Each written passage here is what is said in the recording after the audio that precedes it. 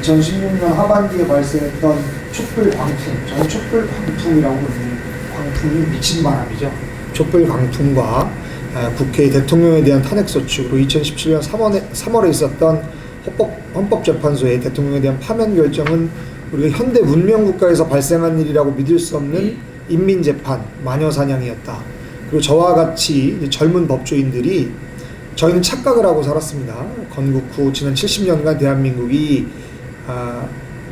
건국과 산업화, 그리고 민주화를 이뤘고, 특히 87년 헌법 제정 이후에는 우리가 상당한 수준의 법치주의에 도달했다 이렇게 생각을 하고 자부를 하고 또 법조인으로서 자부심을 가지고 있었는데, 지난 그 촛불 광풍과 탄핵 정변을 거치면서 대한민국의 이 법치주의가 상당한 수준에 도달했다고 하는 것은 엄청난 착각이었구나. 그래서 대한민국의 대의민주주의와 법치주의가 얼마나 허약한지 여실히 증명한 헌정사의 일대 참사였다 이렇게 평가를 할 수 있겠습니다.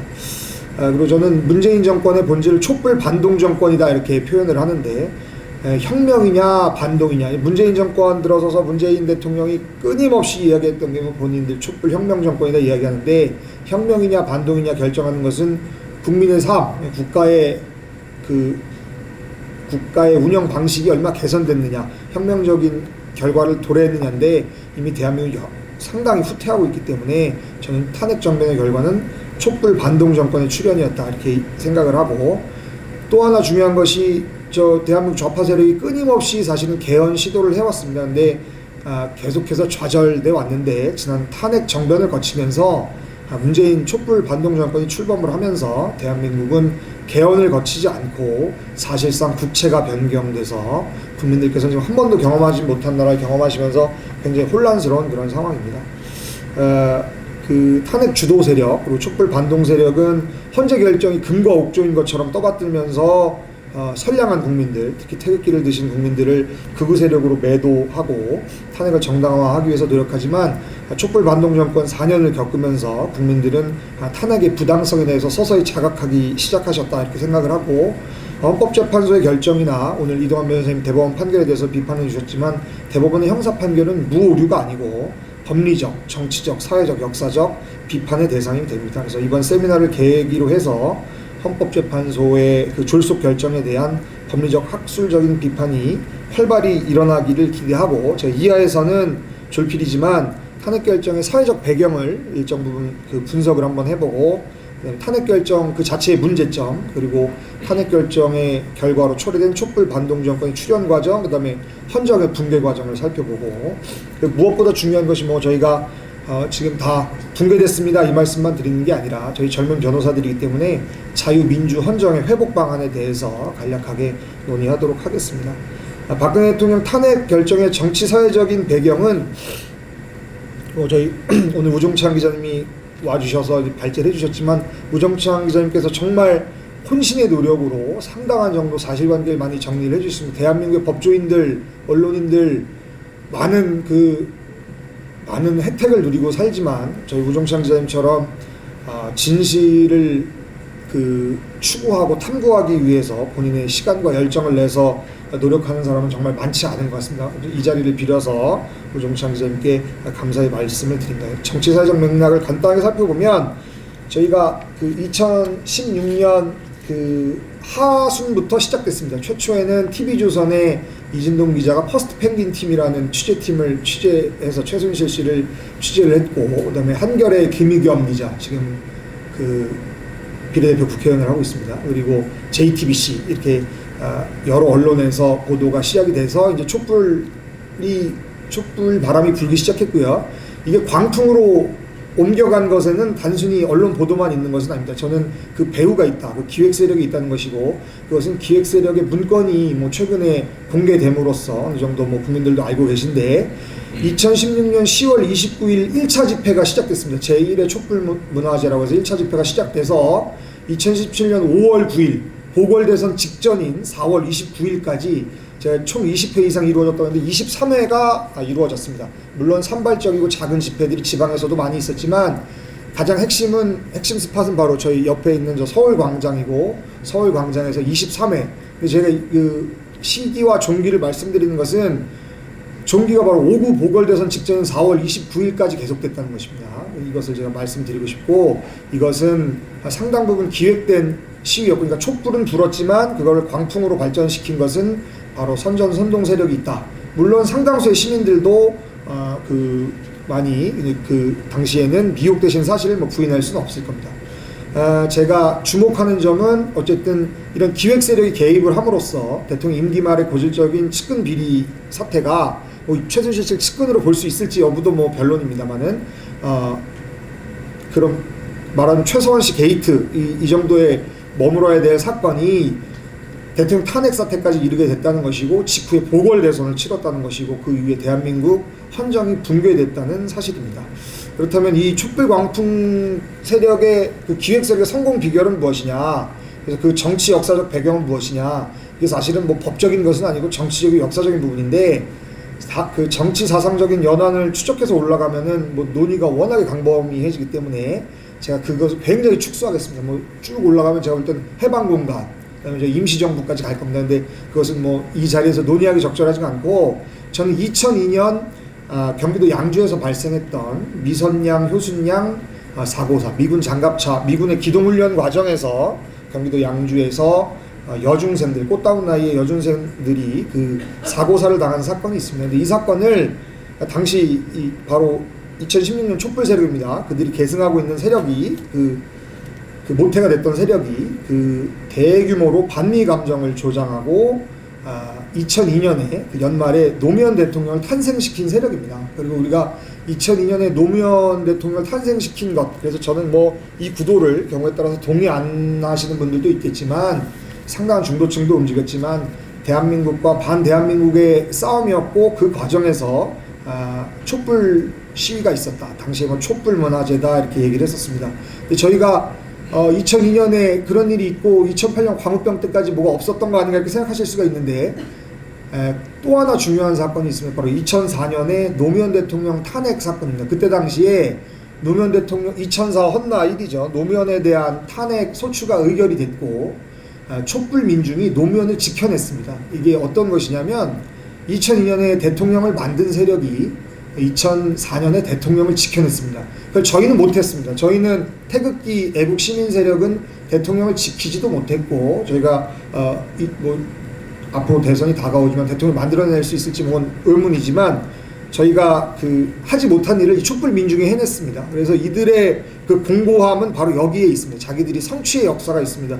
2002년에 노무현을 탄생시키고 2004년 노무현 탄핵 당시에 직무정지 기간에 헌법재판소 앞에, 그다음에 서울광장에 몰려나가서 자신들이 선출한 대통령을 지켜낸 것이 바로 촛불 민중 세력이고, 그들은 다수의 선량한 시민들도 섞여 있지만 주동 세력이 있다라고 하는 것을 제가 정치 사회적 맥락에서 말씀을 드립니다. 그래서 2004년에 노무현 대통령에 대한 탄핵 소추가 기각되고 17대 총선에서는 탄핵 역풍이 불어서 열린우리당이 의회 과반을 차지합니다. 그리고 나서 2008년까지 광우병 촛불 사태가 일어날 때까지 우리가 지금 보고 있는 살피고 있는 형태의 촛불 시위는 일어나질 않습니다.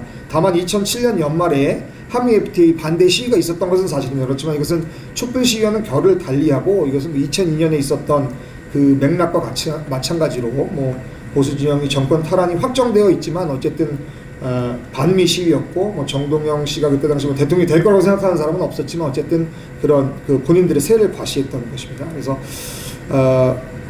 저희가 또 이제 살펴봐야 될 것이 2007년 연말에 이명박 정권이 출범하고 2008년에는 저희가 보수당이 의회 과반을 석권하면서 소위 말하는 촛불 민중 세력은 제도권에서 이제 주도적인 세력이 아니게 된 거죠. 대통령도 뺏겼고 의회 과반 의석을 내줬기 때문에. 그렇기 때문에 이들은 2008년에 바로 정권 탈취 내지는 길들이기 시도입니다. 광우병 촛불 사태가 발생을 했던 것입니다. 이것은 미선양, 효순양 사건, 그리고 세월호 사건, 그 다음에 이후에 있었던 2016년 박근혜 대통령 사건과 괴를 같이 하는데, 이들의 선동에는 몇 가지 코드가 있습니다. 첫째가 감성적인 이모셔널한 접근이고, 그 다음에 거짓말이 들어갑니다. MBC 광우병 보도 같은 경우는 다운어소였습니다. 다운어소. 단순히 주저앉는 소인데 주저앉는 소를 광우병 소로 둔갑을 해서 당시에 서울광장에 울려 퍼졌던 것, 어머니들이 유모차를 끌고 나왔던 것이 뇌송송 구멍타가 아닙니까? 국민의 생명, 보건, 안전 이슈. 사실은 저희가 뼈아프게 생각해야 될 것이 우파 진영에서 소홀했던 이슈들입니다. 국민의 보건, 생명, 안전. 이 이슈를 선제적으로 장악을 해서 국민에 대해 선전선동을 했고, 그것이 2008년 광우병 촛불 사태였습니다. 이 사태 이후에 이명박 정권은 주지하시는 바와 같이 타협주의 노선을 걷게 됐고, 2012년 대선 당시로 아마 시계를 돌려보면 이 자리에 참석해 주신 분들도 계신데, 문재인이 이겼다고 생각했습니다. 저쪽 촛불 민중 세력 그리고 저쪽 시민들은 문재인이 이겼다고 생각을 했는데, 박근혜 대통령이 51.6%의 득표율로 당선을 하십니다. 2012년 19대 대선 패배가 저들에게는 뼈아프고요. 다 이긴 선거라고 생각했기 때문에. 그리고 2012년 총선에서도 저들이 이제 과반 의석을 내주게 됩니다. 그래서 그러고 나니까 저들은 이제 2012년이면은 다시 권력을 찾아올 거라고 생각했는데 찾아오지 못하게 되니까 박근혜 대통령 취임 직후부터 끊임없이 대선에 불복하고 정권 전복 시도를 합니다. 대표적인 것이 이제 국정원 댓글 사건 아니겠습니까? 국정원 댓글 사건은 사실 방첩의 일환으로 국정원에서 일정 부분 부적절한 위법 행위가 있었던 부분도 있는 것 같습니다. 그렇지만 기본적인 취지는 방첩 활동의 일환이었는데 그것을 침소봉대해서 마치 18대 대선 결과가 조작에 의한 것인 것처럼 18대 대선의 정당성의 문제를 삼고 박근혜 대통령이 정당하지 않은 대통령인 것처럼 이렇게 얘기를 하고, 그런 2013년에 그와 같은 정치 선동이 잘 먹혀 들어가질 않다가 2014년 4월에 발생한, 이것도 미선양, 효순양 사고와 마찬가지로 해상 재난 안전 사고입니다. 미선양, 효순양 사건 같은 경우는 정말 불행한 미군 기동훈련 중에 발생한 안전 사고였다면, 세월호 사건은 사실은 해상 재난 안전 사고였죠. 이것은 대한민국의 안전의식 전 세월호 사건 이후에도 개선됐다고 생각하지는 않는데, 대한민국의 의식 수준의 문제인데 이것을 마치 박근혜 정권의 문제인 것처럼 대단히 정치화해서 정권을 공격하는 그런 촉매제가 됐습니다. 이 세월호 사건도 광우병과 똑같습니다. 국민들의 감성적인 접근을 해서 특히나 어린아이들의 죽음이라고 하는 것을 부각해서 정권의 책임이 있는 것처럼 끊임없이 공격을 했던 것입니다. 그래서 2016년의 촛불 광풍은 이와 같은 맥락, 제가 말씀드렸지만 2002년 미선양, 효순양 사건, 2004년 노무현 대통령 탄핵 기각 당시 촛불 민중, 그리고 2008년 광우병 사건, 그리고 2012년 이후에 지속된 대선 불복, 그리고 2014년 발생한 해상 재난 안전사고인 세월호 사건의 정치적 공격, 맥락에서만 이해가 될 수 있습니다. 이게 그러나 대한민국이 그렇게 쉽게 무너지지는 않았습니다. 무너지지 않았던 것은 사실은 사법부가 일정 부분 지탱을 해줬던 것인데, 우리 탄핵 정변은 무엇이냐? 바로 이러한 촛불 광풍 기획 세력 그리고 미혹된 국민들의 여론에 대한민국 헌법재판소 그리고 1, 2, 3심 법원이 불복함으로써 완성된 헌정사의 일대 참사였다, 이렇게 말씀을 드리겠습니다. 그리고 또 한 가지가 이것은 법사위적인 검토가 아니기 때문에 간단하게 말씀을 드리면, 저는 이 탄핵 정변 직전에 박근혜 대통령이 사드 배치를 했습니다. 이것이 박근혜 정권 초기에는 저희가 북핵 문제 해결을 위해서 친중 외교 노선을 펼치다가 2016년에 1월경 그리고 9.9절에 4, 5차 북핵 실험이 전격적으로 이루어지고 나니까 우리가 중국을 통해서는 북핵을 해결할 수 없다고 하는 국가의 사활적 이익이 걸린 상태에서 박근혜 대통령이 사드 배치를 결단합니다. 사드 배치가 결단한 직후에 저희가 중국 공산당과 긴장 관계에 놓이게 되고요. 그리고 저희가 여러 언론 보도를 통해서 확인하고 있는 거지만 박근혜 정권은 4차, 5차 북핵 실험 이후에 또 김정은 체제가 더 이상 공고화되기 전에 레짐 체인지를 시도했던 것 같고, 참수작전, 국가정보에서 여러 가지 말하자면 대북 체제 변경을 위한 시도들이 있었던 것 같습니다. 이런 사정들, 그리고 미국의 경우에는 2012년이 아니라 2016년에 바로 오바마 행정부에서 트럼프 행정부로 행정부가 변화되는 미국의 정권 교체기였던 국제적인 정세도 대한민국 탄핵 결정에 어떠한 일정 부분 영향력이 미쳤을 것이다, 이렇게 생각을 하는 것입니다. 여기 제가 법사회학적 국제적 배경에 대해서 간단히 말씀을 드렸고, 그래서 헌법재판소의 탄핵 결정 그리고 이어진 헌법재판소의 탄핵 결정을 전후로 한 특검 수사와 검찰 수사, 그리고 헌법재판소의 탄핵 결정, 이어진 사법부의 그 재판은 전 이렇게 평가를 합니다. 헌법재판소의 헌법재판 절차는 인민재판이었고, 그 이후에 이루어진 사법 처리 절차는 바로 헌법재판소의 결정을 정당화하기 위한 적폐청산 절차는 이제 현대판 사화였다. 저희가 뭐 사법 처리 이런 말을 하지 않습니까? 사실은 사법은 실체 진실을 발견해 나가는 과정이지, 사법 처리라고 하는 것은 정치적으로 결정한 것을 이제 뒤처리한다는 이런 인상이 있거든요. 근데 박근혜 대통령 탄핵 결정 이후에 이루어진 형사재판은 저는 실체 진실을 발견해가는 과정이 아니라 말 그대로 사법 처리 과정이었다. 사법 처리 절차에 불과했다. 이렇게 평가를 하고 싶습니다. 그래서 마녀사냥이었고 그 현대판 사화였다는 것이고, 제가 단락 구분을 안 했지만 이건 제가 탄핵 결정에 국회의 탄핵 소추 국회의 탄핵 소추 의결상의 문제점, 너무 많은 문제점이 있어서 오늘 이 자리에서 다 일일이 말씀드릴 수가 없습니다. 제가 한 가지 지적하고 싶은 것은 바로 국회가 국회법 130조 규정을 대단히 악용해서, 본인들도 압니다. 이렇게 대통령을 탄핵해서 안 된다는 걸 알죠.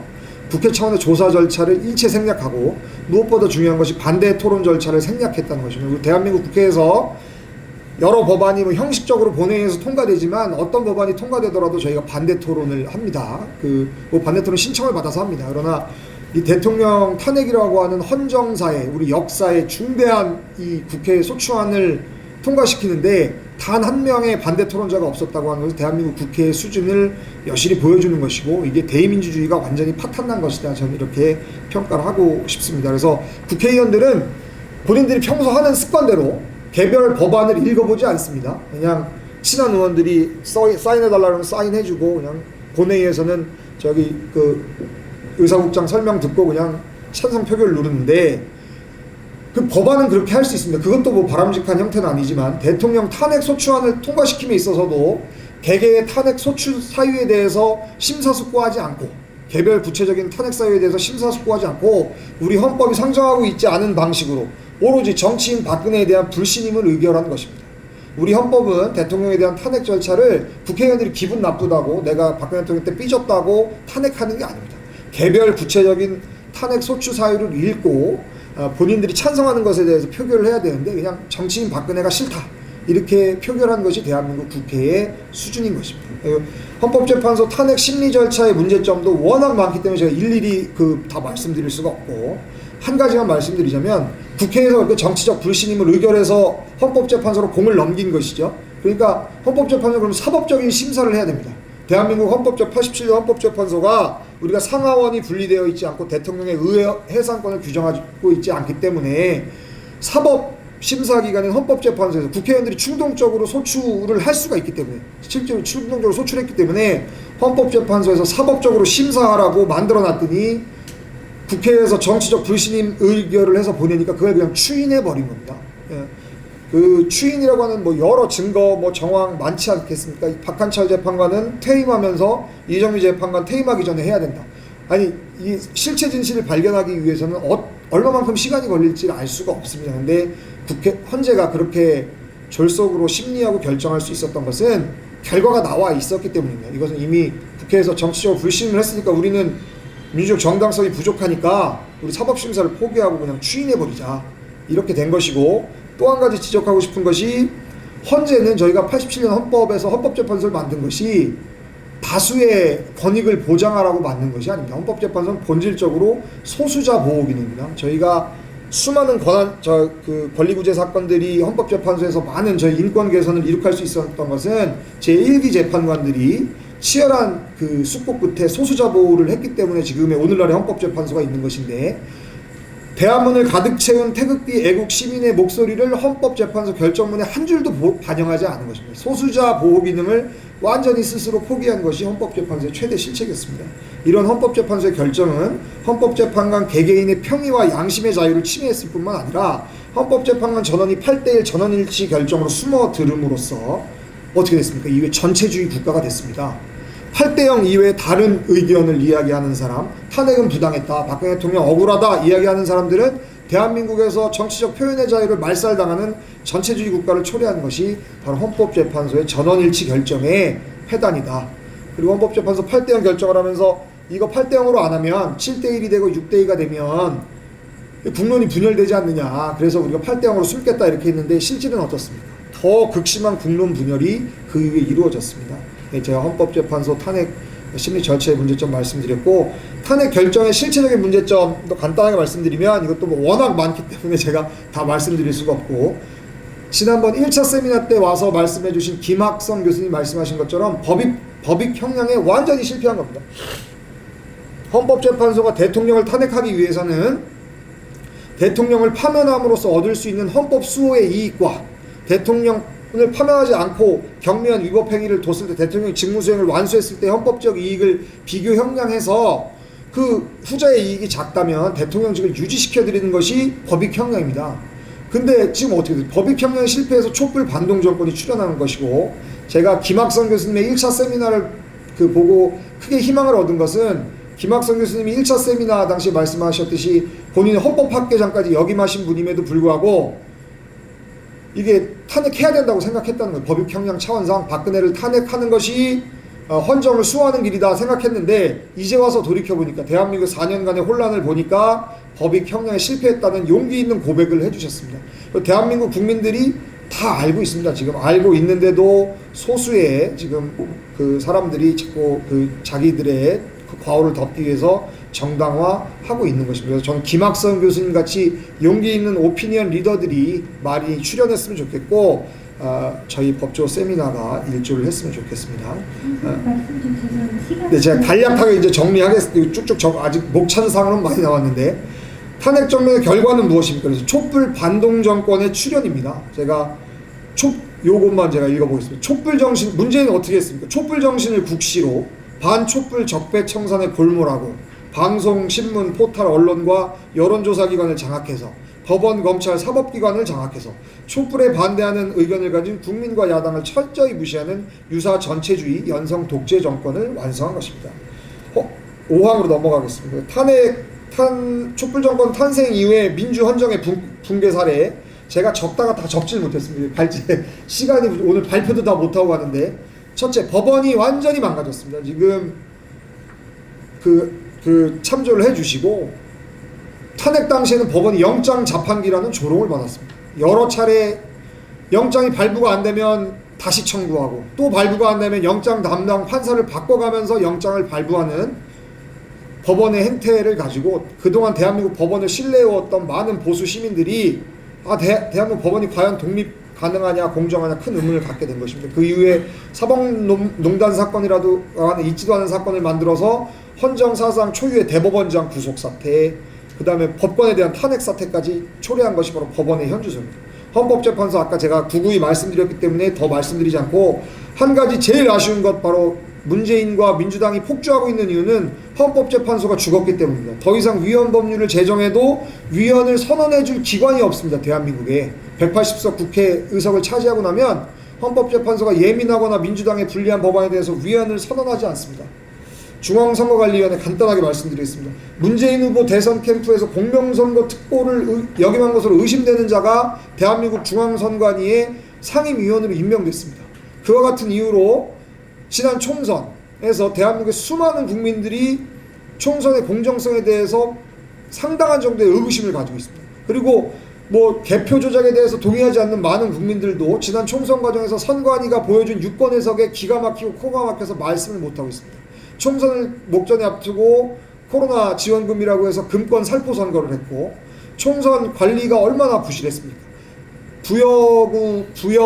공주 부여 개표소에서는 개표를 했는데 표가 뒤바뀌는 현상이 발생을 하고, 구리시 선관위에서는 잔여 투표용지가 개표장에서 발견되는 그런 헌정사상 유례 없는 총선 부실 문제가 등장하게 됐습니다. 왜 그렇습니까? 조혜주 같은 사람이 중앙선관위의 상임위원으로 있는 이상 어떤 국민이 중앙선관위의 공정성을 신뢰할 수 있겠습니까? 국회에 대해서 간략하게 말씀드리면, 국회도 마찬가지. 국회는 저는 4.15 관련해서 자꾸 이런 말씀 드려도 죄송하지만 지금 180석을 차지했는데 지금 국회가 구성된 지 1년 반이 넘도록 국회 부의장을 선출하지 못하고 있습니다. 21대 국회는 형식적으로 위헌적인 국회입니다. 국회는 국회의장과 국회 부의장 그리고 각 상임위원장을 구성하게 돼 있는데 야당 몫의 국회의장을 1년 반이 넘도록 선출을 안 하고 있습니다. 이 대한민국 21대 국회가 정상적인 국회입니까? 위헌적인 국회입니다. 검찰, 국가정보원, 정당정치 제가 다 쓰다가 못 썼습니다. 너무 대한민국 붕괴 상황이 다 적을 수가 없어서 적지 못했고, 근데 한 가지 확실한 것은 대한민국 검찰이 바로 대한민국 이 사법 만행의 주도적인 역할을 했다는 점입니다. 특검과 검찰, 그 정도만 말씀드리겠고, 촛불 정권과 헌법가치의 파괴도 제가 구구하게 많이 써놨는데 한번 간략하게 읽어봐 주셨으면 좋겠고, 제가 가장 문재인 정권에게 분노하고 그리고 문재인 정권의 탄핵 사유다, 촛불 반동 상황의 탄핵 사유라고 생각하는 것은 2019년 11월 2일에 있었던 귀순 의사를 밝힌 북한 어민을 11월 7일자로 안대를 씌워서 강제 북송 조치한 사실입니다. 대한민국 헌법 3조에 따른 영토조항에 따르면 북한 2,500만 주민은 대한민국 국민이고, 북한을 이탈해서 대한민국에 입국하거나 입국 의사를 밝히는 순간 대한민국의 국민입니다. 그런 국민을 어떠한 조사 절차도 없이 대북 굴종 기조에 입각해서 강제 북송한 것은 세월호 사건과는 비교할 수 없는 살인 방조 행위 내지는 살인 공범 행위입니다. 이것은 대한민국의 영토 조항을 형해화하고 대한민국 사법 주권을 포기하고 국제적으로는 유엔 고문 방지 협약을 위반한 국제법 위반 사건입니다. 세월호 사건과는 비교할 수가 없는, 단순 사고 사건과는 비교할 수가 없는 살인 방조 행위라는 점을 말씀드렸습니다. 촛불 정권의 탄핵 사유 워낙 많이 있는데 제가 다 말씀드리지 못하고, 국정원 댓글 가지고 그렇게 난리를 쳤던 자들이 드루킹 매크로 여론 조작을 해서 8,800만 건 댓글을 조작했습니다. 이미 확인된 것만 그렇습니다. 과연 문재인을 선출한 지난 대선이 정당한 대선이었는가? 국정원 댓글 몇 개랑은 비교할 수가 없는 일입니다. 울산시장 선거 개입, 4.15 총선 금권 선거 부정선거, 월성 원전 경제성 조작, 다 제가 문재인 정권의 탄핵 사유라고 말씀드리겠습니다. 그리고 가장 중요한 것이 자유공화정의 회복 가능성인데, 제가 한번 읽어봐 주셨으면 좋겠고, 제가 드리고 싶은 말씀은 2022년 대선을 앞두고 또 해처모열을 하고 있습니다. 문재인 촛불 정권의 실정이 극에 달해서 민생 지옥에 빠지니까 또 한번 대선에서 이길 수 있지 않을까 해처모열을 하고 있고, 요행이 대선에서 승리할 수도 있다고 생각합니다. 그러나 2022년 대선에서 요행이 저희가 승리한다고 하더라도 자유공화정의 즉각적인 봉헌은 쉬운 일이 아닙니다. 굉장히 어려운 일일 것이라고 생각합니다.